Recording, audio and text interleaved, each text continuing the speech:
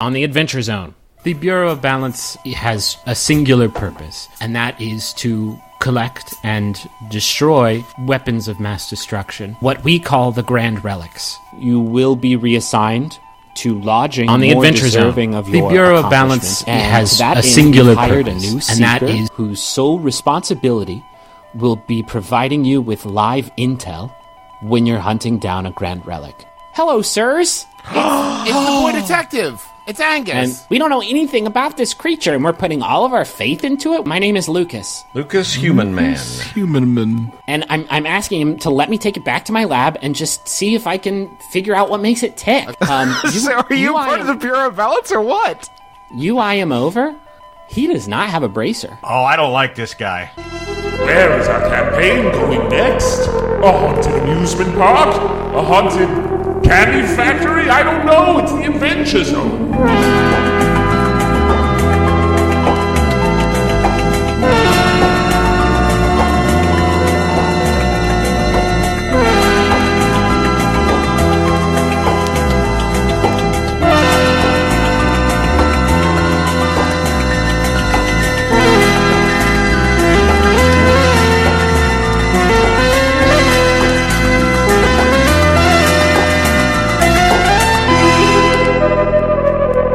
Let's start producing content together, the four of us. Content.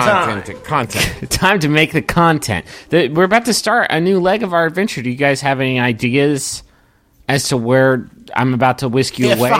If I've learned one thing in the ensuing year since we began this podcast, it is don't try to guess where Griffin is taking this trip. I will say, Griffin, I'm very worried that this is the episode where you add in like a lovable nephew character. Oh wait, shit. that's Feels that way, Angus, doesn't it, isn't Travis? it? You son of a bitch! You already did that. Yeah. Angus is like who's that kid from the Brady Bunch? Oliver.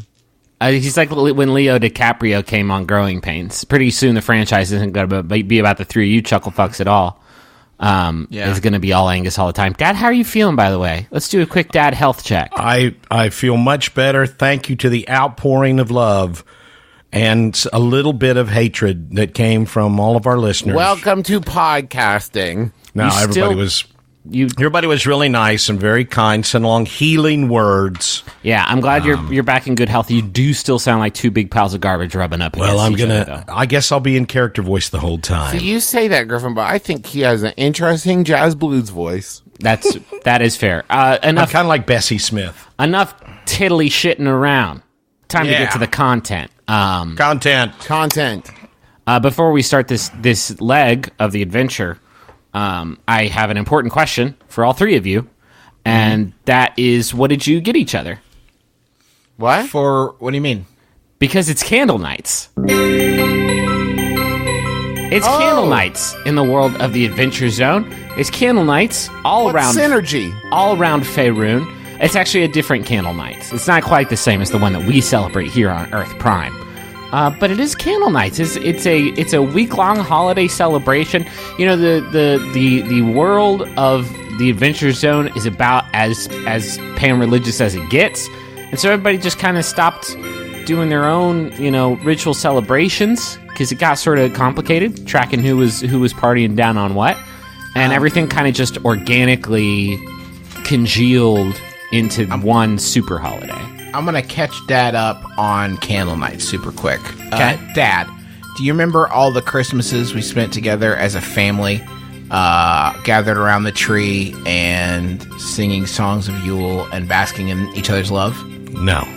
Okay, let's try that again, and you say yes to my fucking bit. Right, got it. Okay, sorry. All right. Yeah, learn to do a joke for fucking once. Sorry, okay. Dad, you remember all the times that we spent gathered around the hearth, basking in the Christmas time Yule spirit of each other's love? Oh, Justin, those are memories I'll never be able to Well, forget. it turns out you're wasting our fucking time. Oh. Because just around the corner was a new holiday called Candle Nights that was not only better than Christmas, it has absorbed Christmas and Hanukkah and every holiday. Like Katamari Exactly. Damacy. I wondered why I hadn't seen any TV commercials at all about Christmas. Because Candle Nights ate them all. Got it. Solstice too. We We're doing won the the show war on on Solstice. Christmas. It wasn't much of a only war, won. though, was it? It was an invasion.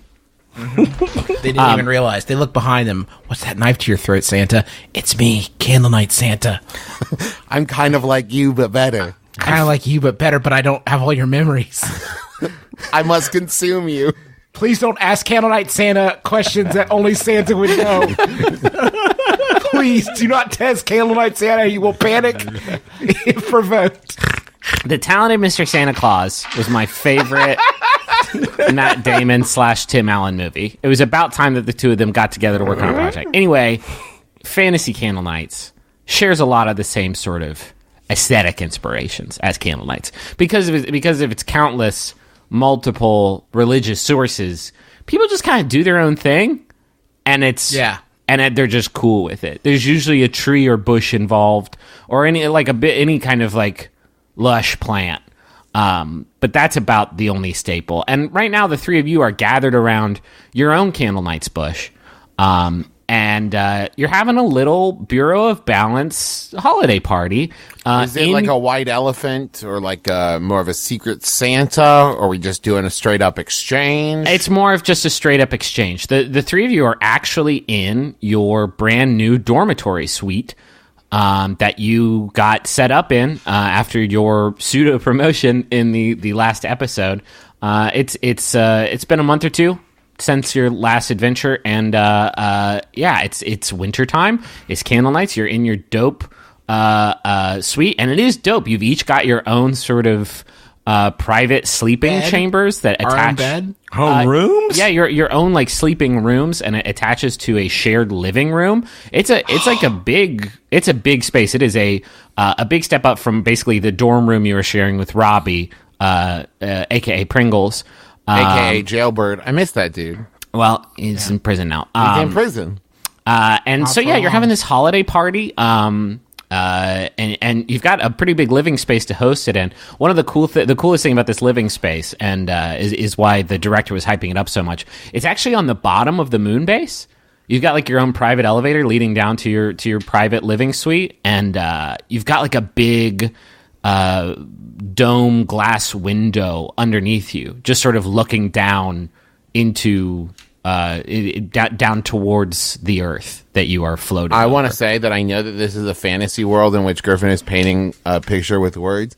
I literally just had like a real life reaction to the idea of having a hole in the middle of my room that looked down thousands and thousands of feet. Yeah. My stomach just dropped into my testicles a little bit. Was it a good reaction or a bad reaction? Sounds bad. Bad reaction. Yeah, I don't think I could acclimate to that. Like fantasy vertigo. It's like being on top of Willis Tower and standing on like the glass windows. Yeah, sure. Hey, Griffin, I bought. Can you write down in your book that I bought a rug for my room and put it over the hole?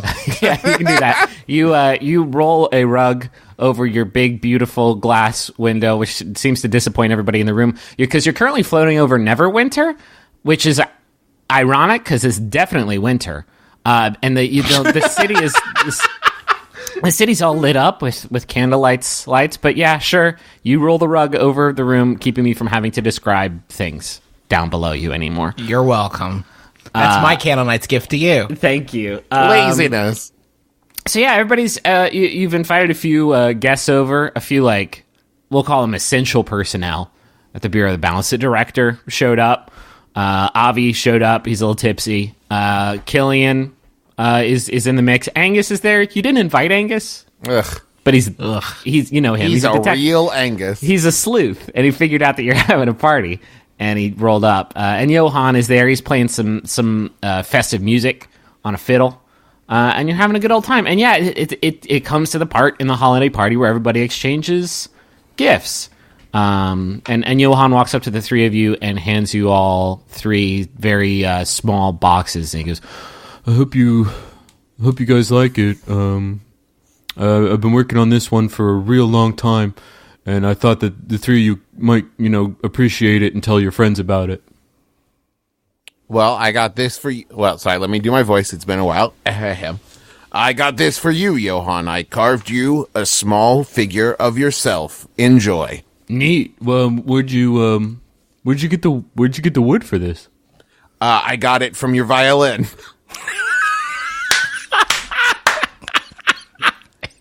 Wait, Which one? Not the rosewood one, right? I can't remember. It was the one with the tag from your mom. Well, this was rosewood. This figure you've handed me. So That's how I knew you'd like it. You seem to really like rosewood, and he asked us, "What do you think? Would you like the rosewood?" so this is from all three of you then. No. No, I made macaroons. I'm just one that stole it from your room. He did all the carving. Okay, so a little theft present. I get you. Well, guys, cool holiday. Good interactions as always, my man. My main opened the man. box. Wait, don't forget your macaroons. Oh yeah, let me try. These are actually really good. Yeah, I know. I'm pretty good at doing this stuff. He sprinkled some rosewood on top of it. I did not. That's insane. It's candle nights. Okay. Well, Enjoy I macaroons. didn't ruin your fit. Here's your violin. but you did. Okay, but you did steal it for the prank, though. Well, yeah. Okay. Well, Pretty good, though, right? yeah. You're welcome. You got me. I think I learned something about the holidays today. In a way, he got you a statue and a violin. If you think about it. The mystery remains of where you got the wood for the. Anyway, good to see you guys. Enjoy my gifts. As you unwrap the gift that Johan got you, it's just a small, like very small, like the size of a lemon. It's a small bronze box with a little crank on it, and as you turn it, one of his compositions play. He's like, I got you guys each a copy of my mixtape. I think you're really gonna like it. It's fire. It's that raw fire. It's pretty raw. By the Pointer Sisters?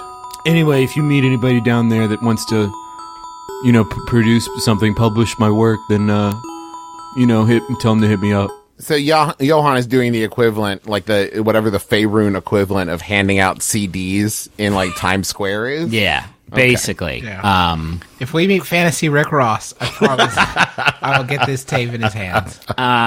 Killian gives you guys some gifts too.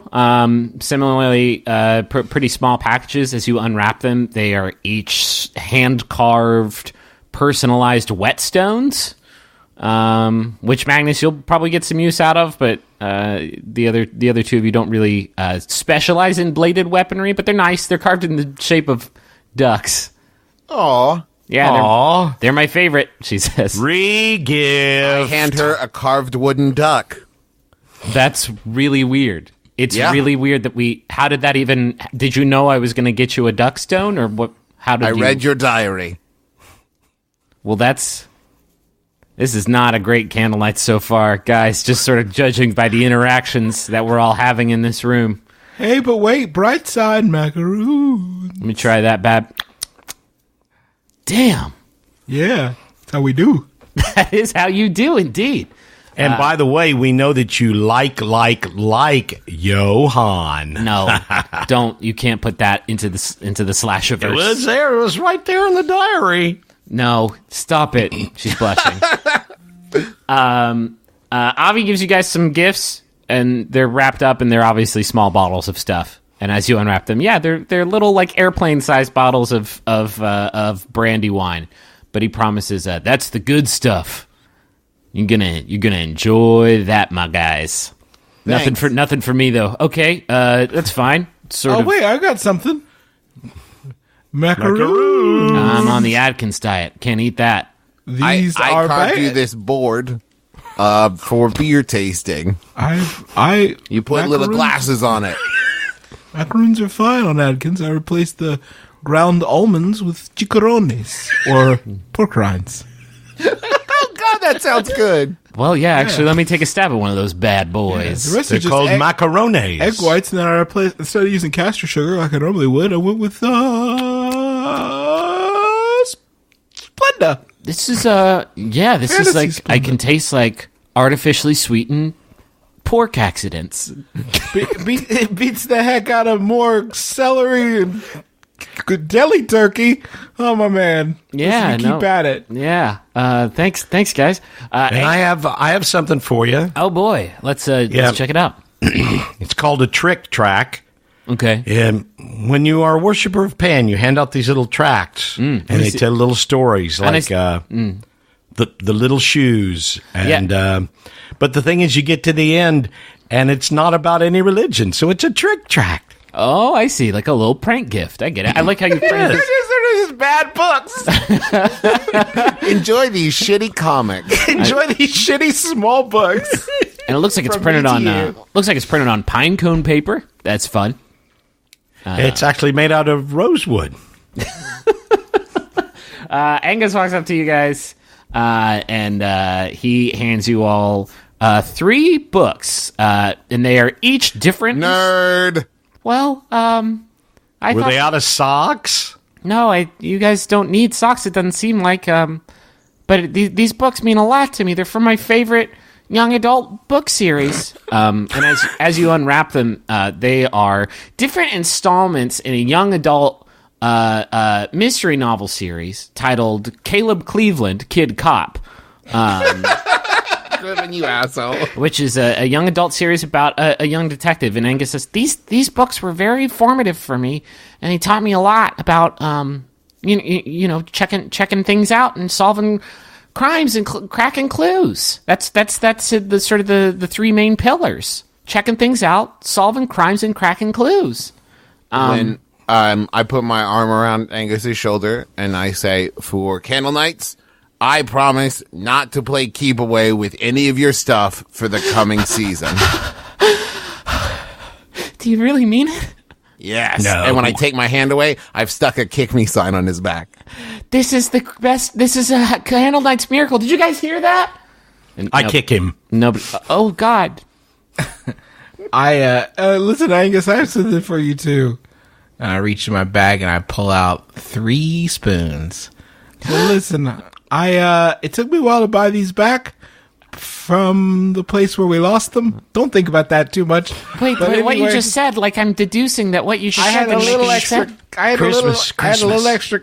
Christmas doesn't exist. I had a Candle little nights. extra gold, so I bought you these 3 spoons.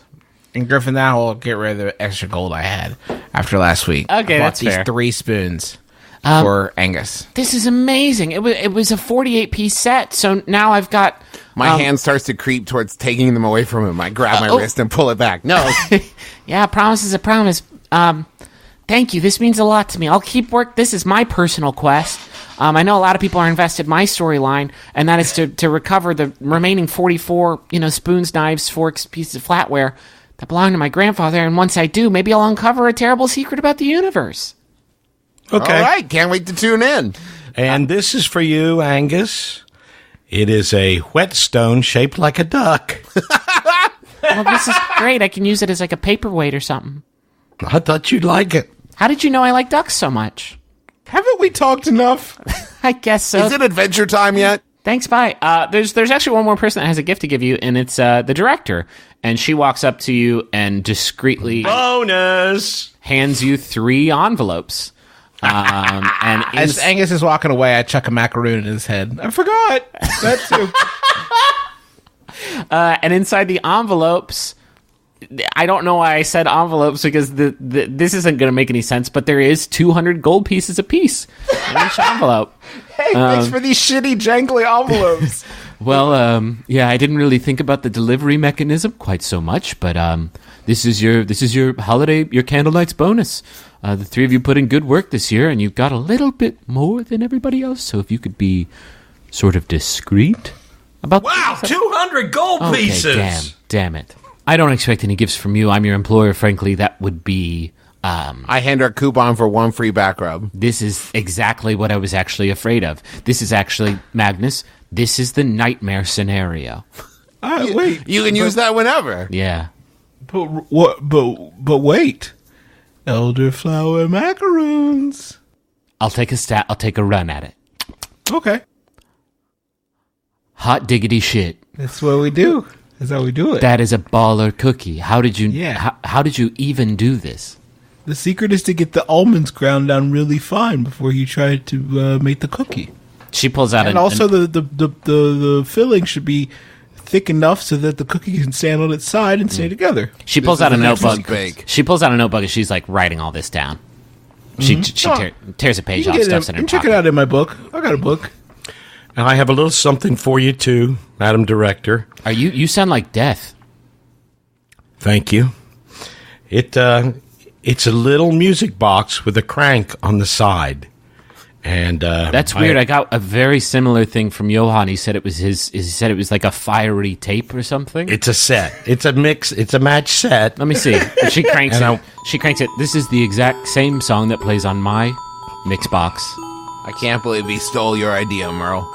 Psh, little bastard. So yeah, you've exchanged presents with everybody, had a good old time. I have presents. Hold on. I have presents for Merle and for Taco. Okay. I made you guys chairs for your new digs. And if you lift up the cushion, it doubles as an indoor toilet. That's some heavy magic. I carved it with my own 2 hands because I was a carpenter, if you remember from my backstory.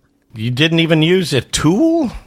Well, don't be a dick. He just chopped the wood apart in the shape of toilet chairs.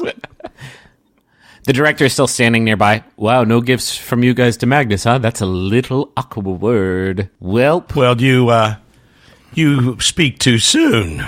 Here's a book. I was standing next to you when he gave us all 3 of these books. Oh, here's a macaroon. All right. I haven't given you any macaroon. Merle, here's a macaroon. Thanks. One Here's for a you. macaroon. No, one for you, Magnus. There. Nobody splits macaroons. I Each one is eat the specific to macaroon and I person. get a +2 AC. And all your rolls get +3. There is I have a BOGO coupon at Fantasy Costco. there is one present left underneath the candlelight shrub, and it has a tag on it, and it says for Taco, Merle, and Magnus.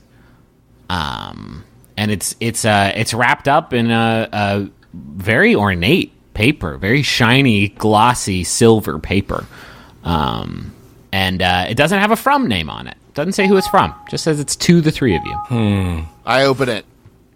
Okay. Of course. You run up and tear the box open. It explodes. You die. You tear the box open. It doesn't explode. You don't die. I'm fine either way. Wow. So which is it? No, it's safe. It's a safe box. You tear it open, and inside is a small, like sort of fine velvet, almost like a jewelry gift box. And as you pop it open, and the 3 of you are sort of looking over into this package, as you open it up, you see there are 3 iron-on badges inside of this box, and they're these dark blue circle, like iron-on emblems, and inside of each of these blue fabric circles, there are 12 more circles, all different colors, sort of around the outside of each badge. And in the middle is a word that's written in a language that none of you recognize. You cannot read, you cannot make out what the word is, what these badges are for, because you can't seem to read this word in the middle. And tucked in between these 3 badges is a note that says, for your eyes only. Okay. And the director looks at you as you open up the box and says, what is that? What'd you guys get? Nothing. What do you mean? I think it's a James Bond movie. I cover them up real quick and put it in my bag. That's not really the spirit of Candle Nights. You know, we're all just trading It's gifts. pornography. It's Oh, then I'll take it. It specifically says for our eyes only. Well, that is very... Suspicious, right? I realized that after I said it. It's really suspicious.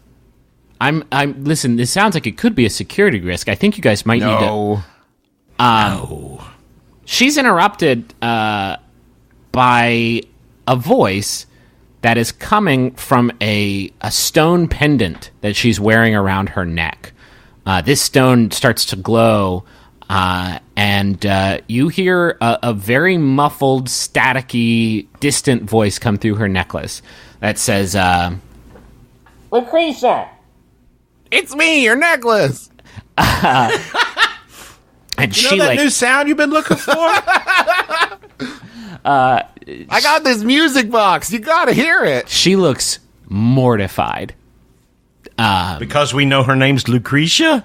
And she stands up and stops her line of questioning immediately and stands up and turns around, and you hear her gruffly whisper into the necklace, "How did you get this frequency?" And What's the frequency, Kenneth? and then you hear the necklace say something, but she sort of moved away from you, so you can't exactly make out what's going on. But you do hear her say, "You did what?" To who? And she walks even further from the crowd and seems to be having a very intense conversation With her necklace.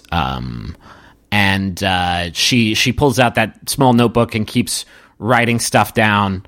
And eventually, like she is just like yelling. She is very disappointed in whatever's on the other side of this. Griffin, necklace. is this the kind of thing where people have started like shuffling out of the party? Awkwardly, like, ooh, okay. Paul has fallen over the crowd, and nobody's like, Somebody pick up Paul. nobody's talking and drinking and having a good time so much anymore. Everybody's just kind of like, everybody looks pretty worried because if the director is this upset about something, some shit is going down. Thanks a lot, Lucretia, for spoiling our party. I make eye contact with Johan and kind of like spin my finger in like a play some music kind of gesture. Okay, he starts playing that part of that one song. It's like, play some funky Dixieland. No, he's That just everyone loves. yeah. But nobody knows what it is, though. Yeah, he doesn't know what it is either. That was a joke. Yeah, okay. Blackwater by the Doobie Brothers. Thank you. He plays some. He plays some music, but it's slow and very. It is of a concerned tone. It's in a minor key. Play some funky Dixieland. You guys sound like Tubian throat singers. Water Keep on rolling. just keeps rolling along. Oh, black water. He don't do nothing. Stupid show. After a couple minutes of muffled argument with this pendant, she writes down something else in her notebook, tears out the page, and walks over to Avi and hands it to him. And she says, "Move the headquarters to these coordinates right now, pronto. We're in a hurry." I walk over to her. Need that back rub? Oh, it is not the time nor the place. Nor Just name it. nor the situation. Okay, later, not now, maybe. Okay. set it up in advance, though. He books up quick. That is true. Avi looks at this piece of paper and says, "These coordinates are south of here." And the director's like, Okay. The director's like, "Yes," and he says, "The moon typically doesn't move south." And she says, "Just do it. Just go. Just do it." And Avi scurries. We got to out pick of the up my room. brother at the airport. What would cardinal directions be in relation to in a moon base? Probably as you were viewing the sky from the ground. If yeah. She just had a conversation with her necklace. Don't worry about compass rose. Okay, that's fine. Yeah, she says, I wasn't having a conversation with my necklace. My necklace is an Was emergency. having a conversation with me. Yes. Listen, it's Lucretia's time. No, my pendant is a stone of far speech that is specifically for emergencies only. And somehow Lucas, our scientific advisor, who has helped us build this base. The guy who was an asshole to the void fish. Oh, so you have met him. Yes, I would also use those adjectives to describe Lucas. I hate that dipshit. Oh, yeah. He's Not a a fan. douche. Douchebag. I mean, he's a bit abrasive, but we owe a lot of our success to him. Don't know anything to him. He, that was him on the other line. He's a fart in I a don't shirt. even like him. We didn't even invite him to this party. Make a macaroon. Okay, that was him. Somehow he hijacked the frequency of my emergency stone of far speech. And he's informed me of a fairly dire situation. He's gone too far. He's found a grand relic. And he found a grand relic and has apparently been experimenting with it behind our backs. But he's not a reclaimer. He's not. Yeah, good point. He managed to get his hands on it. He because he is a what's the word I'm looking? Douchebag. No, he's a consultant for us. We did have him inoculated with the void fishes, ichor. So he's able to know about them, but he absolutely is not authorized to find them and hunt them down, and especially not to use them. But he's been experimenting with it. It's a bad one to be tinkering around with, boys. It's the Philosopher's Stone. No. What's that? Whoa. The Harry Potter book? I have no idea what you're talking about. It's a Good try. It's a stone that allows the user to transmutate any material into literally any other material. And in the wrong hands, it could bankroll the army, or in this case, it could turn the entire world into a solid crystal, extinguishing all life on the planet. And that's So the bad one. It can take one comedian's jokes and turn it into another comedian's jokes without crediting them. Exactly. Oh, my and God. Merle, here's your sign. So wait, Get her done. why does Lucy? I'm confused. Why does Lucas want to ice nine the planet? You hear Lucas chime in through the pendant, and he says, listen, it's not me who's doing this, okay? Yes, I found the Philosopher's Stone, and I was doing some experiments with it to help the Bureau of Balance, and maybe my grasp outreached my scientific ethical boundaries. Yes, okay, I will give you that, but something has taken over the Philosopher's Stone, and it used it to turn the exterior of my lab into crystal, and into specifically solid pink tourmaline, and whatever is channeling that relic is still somehow using it, meaning everything that the gym touches is going to get King Midas, or sorry, it's also going to get coated in gemstones. So, Is there anyone else in the lab? Were you the only one working on the project? I have some robotic helpers, but they don't possess the sort of sentience required to pull off a stunt like this. I don't know what it is that has taken over this stone, but I'm right now I'm trapped in my own med bay, because right outside is a crystallized room. I should explain. My lab is separated into different chambers by what I call arcane airlocks, which kept my whole facility from getting all tourmalined. But unfortunately, the entire exterior of the base is covered in what is essentially a sort of virulent crystal. And the suspension cores of my lab, it's basically what your Bureau of Balance headquarters is modeled after. They can't compensate for the extra weight, and so I'm sinking because of my lab's new candy coating. And if I hit the still water sea below, that's it. That's it for the world. It's going to spread. I look at Angus. You got all that? Because none of that made sense to me. He's been writing all of this down. Okay, great. I'm glad we got this girl Friday. He said, based on my calculations, we've got about 82 minutes before I touch down, and that's going to be very, very bad for life. So I need you all to get here and rescue me and help me get this stone back before, so I can undo what's been done and before the world gets crystallized. Well, we have people over. We got company. That is true. Can we do it tomorrow? If we I got lunch. I got like 11. I could get free 11. If we do it tomorrow, it might be just a little bit too late because I did just specifically said, 81 minutes now. Cool. All right, so Ditto, quick rundown. Basically, the deal is anything that this touches will turn to crystal, right? Pink tourmaline. Right. I'm not going to say that because I'm an adult. Okay. And so if his lab touches the ground, whole planet crystal. Yeah, his lab is floating over the still water sea, which is a sort of a unique body of water that doesn't have any sort of waves or any sort of tidal motion at all. Right. And his lab is floating over it, and if it touches that, it's just going to spread, and like Justin suggested, it's going to ice nine the whole planet. Lucas, Magnus here. How do we get in then if there's this whole contagious crystalline thing? I think I have a solution for that. Lucretia, She says, "Stop doing that. Stop. It's Madam Director." He says, "Okay, Madam Director, I think you're going to need to use the null suits, and I'm going to need them to bring me one too."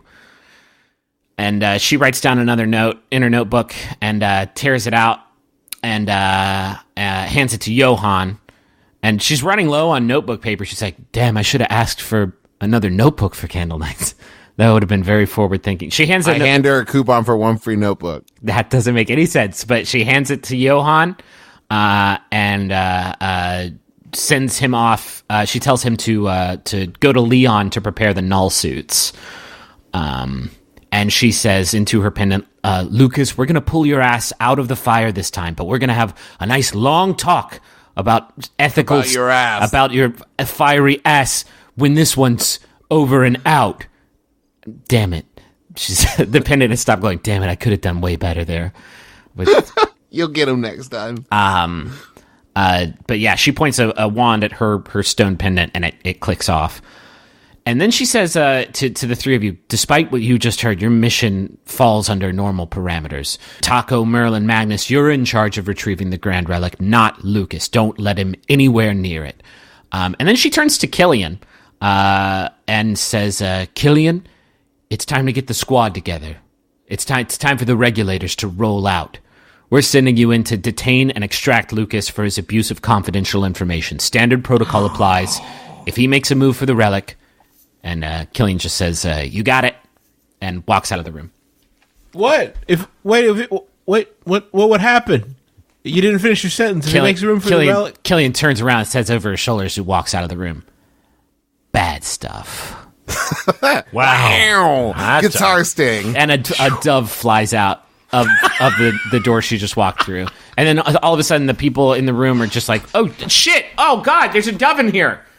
And you spend like 20 minutes trying to get rid of the dove. You're wasting a lot of time. 61 minutes now.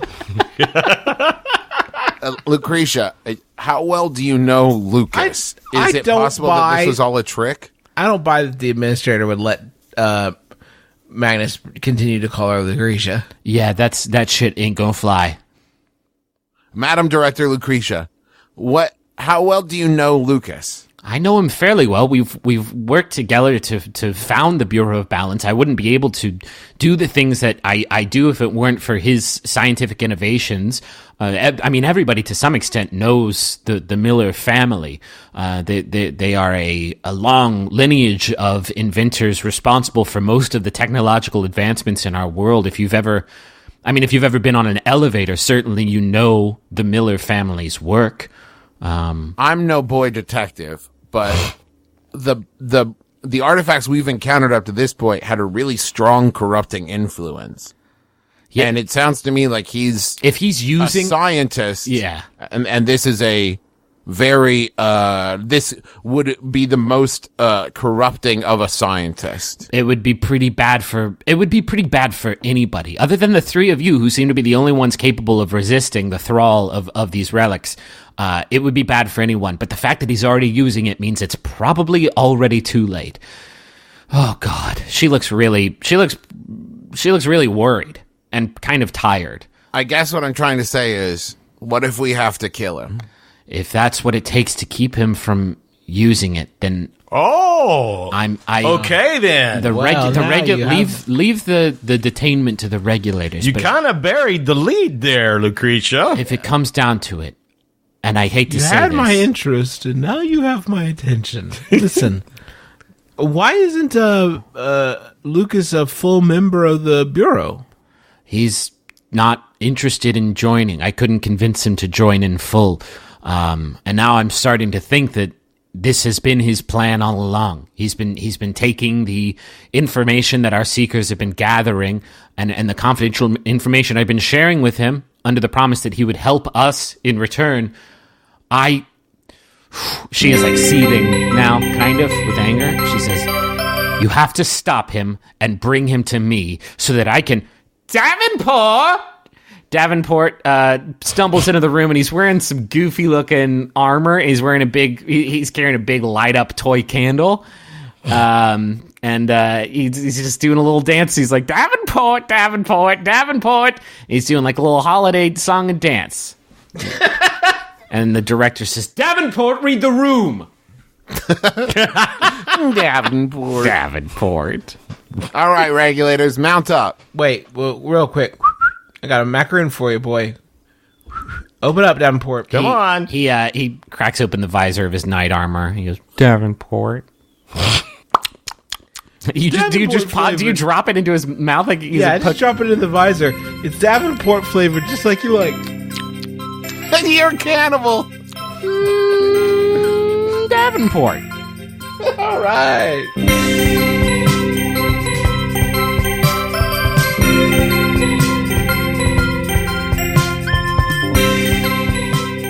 Hey everybody, this is Griffin McElroy, your dungeon master, your best friend, and your benevolent, anonymous benefactor. That's right, it was me who sponsored your hockey team. Thank you for listening to the Adventure Zone episode, I want to say 29, but my gut is telling me it might be 28. We'll figure it out in post. We really appreciate you giving us some patience this week as Dad was sick. As you can hear from just sort of the way he sounds in this episode, we weren't making that up. But thank you all for being cool while we got him on the mend. And I hope you enjoy the episode.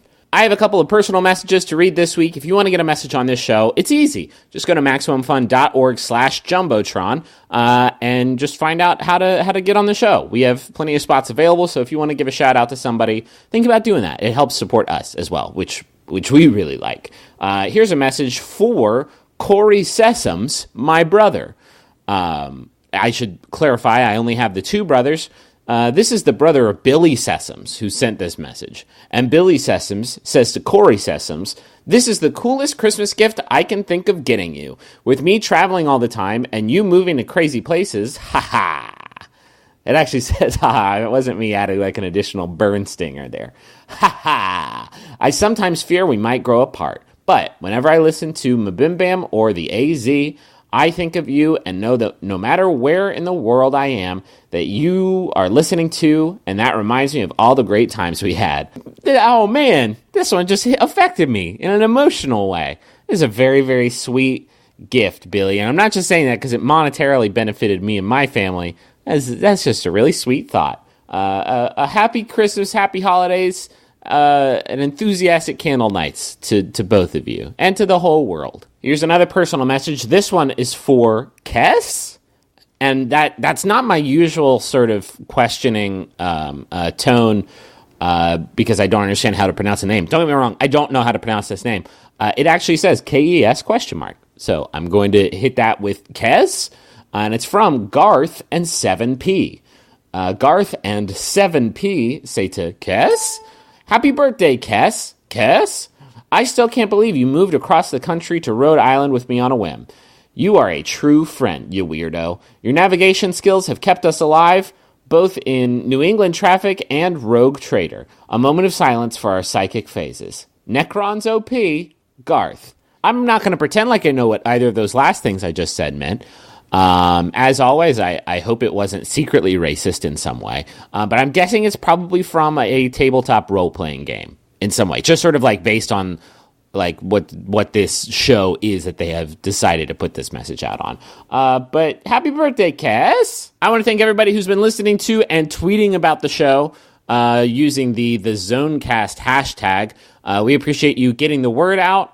If you tweet about the show using the Zonecast hashtag, you might end up as a character in the show. We have a few characters in this episode, one of which, not exactly a character, but Caleb Cleveland, Kid Cop, is named after Caleb Cleveland on Twitter. Caleb is drawing on Twitter. Thank you, Caleb. And you're about to meet a couple other characters, one of which is named after Carrie Peach. Carrie draws on Twitter, who's done some really cool character art for us, and Steve Boyland, who is S.A. Boyland on Twitter. Might be Boyland. We have some trouble sort of figuring that one out. But thank you to all three of you for tweeting about the show using the Zonecast hashtag. We have a bunch more characters coming up in this arc, so keep tweeting, and you might end up immortalized forever. Thank you also to people who have been reviewing the show on iTunes.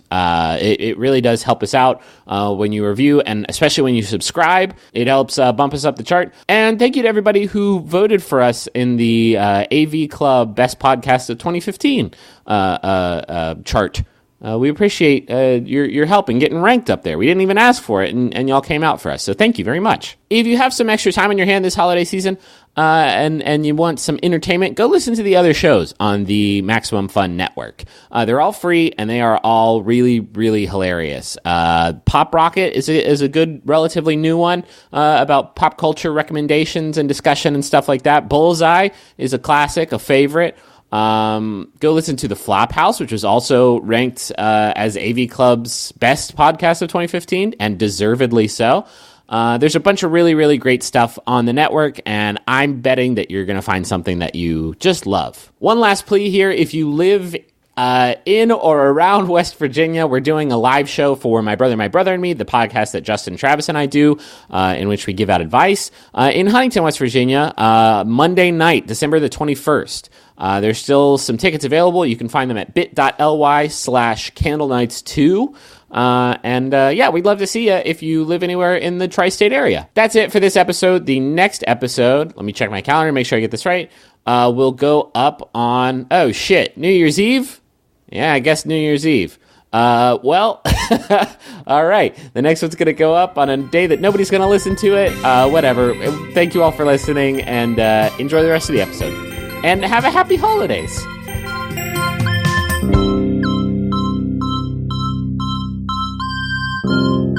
So you are snowing here. What? Just want to let you guys know it's snowing here. It's beautiful. Oh, that sounds really nice.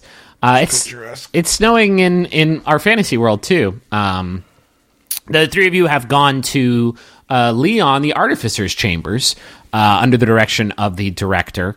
That was a weird sentence. And it's a lot of horse shit in there, huh? Which is a lot of horse shit words that don't mean anything. Yeah, kind of. I thought you were talking about Leon's the Artificer's Chamber, which is also full of like a lot of magical horse shit. And he actually walks over to a large object in the corner of his room, and he pulls a big tarp off of it and reveals sort of a big cylindrical tank. It almost looks like those new security scanners that they have in airports, and by new I mean that they've had for like a decade now. Only it's a fully closed in tank. And it's pretty big, and it has a pedestal in the middle of it. And he says, "This is very exciting. We've never actually gotten to use the null suits before. This was actually an invention of Lucas's own creation. And these suits allow you to cancel out a particular school of magic.